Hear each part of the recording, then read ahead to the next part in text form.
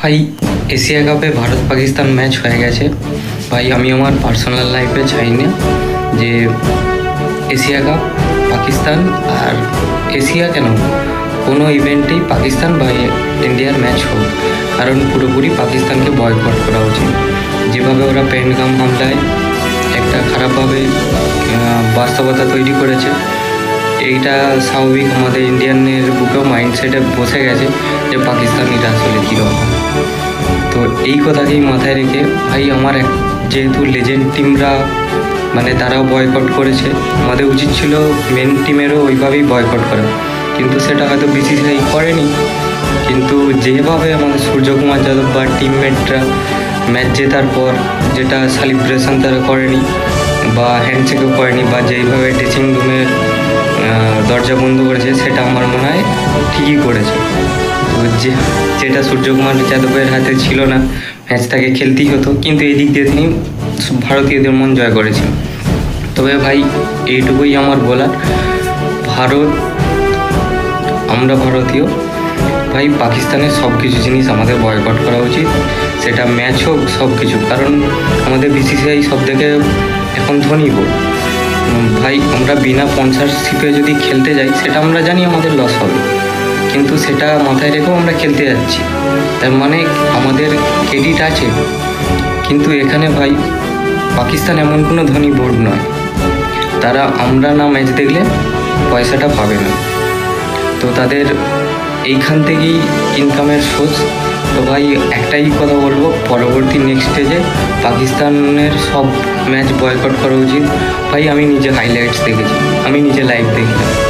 তো যে দুবাই যারা সমর্থন করতে গিয়েছিলেন, যারা গ্যালারিতে উপস্থিত ছিলেন, তো তার দিকে একটাই কথা বলবো ভাই, আজকের ম্যাচটা লাইভ বয়কট করলেই পারতে।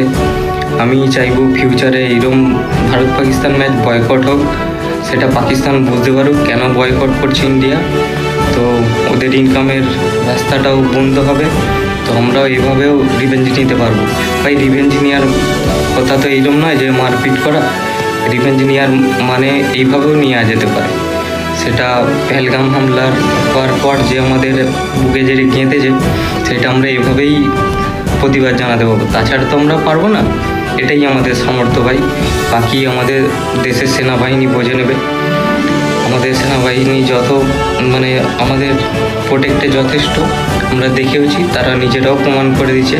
তো সূর্যকুমার যাদব ম্যাচের পরে যেটা করে দেখিয়েছে, এটা অসাধারণ ভাই। এখানে আমি আমাদের ইন্ডিয়ান টিমকে নিজে থেকে শ্রদ্ধা জানাচ্ছি, তারা যেন মানে আরও বড় হয়, এবং এটাই ছিল ভাই, তোমরাও জানো, তারাও যেন মানে আমাদের ইন্ডিয়ার টিমের ছেলেরাও যেমন বহু নাম কমায়, কারণ যেভাবে তারা সেনাবাহিনীদের প্রতি শ্রদ্ধা দেখিয়েছে। যেমন ইন্টারভিউ টেবিলে সূর্যকুমার যাদবকে জিজ্ঞাসা করায়, সূর্যকুমার এই ম্যাচটা মানে আমাদের দেশের সেনাবাহিনীর দিকে ডেডিকেট করেছে।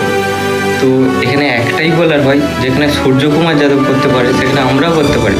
আমরা একটাই করতে পারি, যেখানে পাকিস্তানের ম্যাচ বয়কট করা যায়, এইভাবেই রিভেঞ্জ নিয়ে যায়। তাছাড়া আমরা পাবলিক সাধারণত কিছু করতে পারি না। এটাই আমার বলার উদ্দেশ্য ভাই, এটা তোমরাও করতে পারো। যদি আমরা সবাই মিলে করি, তবেই আমরা সাকসেসফুল হব। তো সেদিনে যারা স্টেডিয়ামে উপস্থিত ছিলেন, তাদের উদ্দেশ্যে একটাই কথা বলবো আবার, তারা যেন পরবর্তী নেক্সট স্টেজের ম্যাচগুলো মানে ভারত পাকিস্তানে বয়কট করেন। কারণ আমি আরেকবার বলছি, এইভাবেই আমরা বদলা নিতে পারবো না, তাছাড়া আমরা কোনোভাবে পাকিস্তানের সঙ্গে মানে বদলা নিতে পারবো না। কারণ আমিও লড়তে যাব না, তুমিও লড়তে যাবো। আমাদের সেনাবাহিনী সেটা বুঝবে, আমাদের সেনাবাহিনী যথেষ্ট ভালো, সেটা তারা প্রমাণ করেছে। তো আমিও আমাদের সেনাবাহিনীকে শ্রদ্ধা জানাই,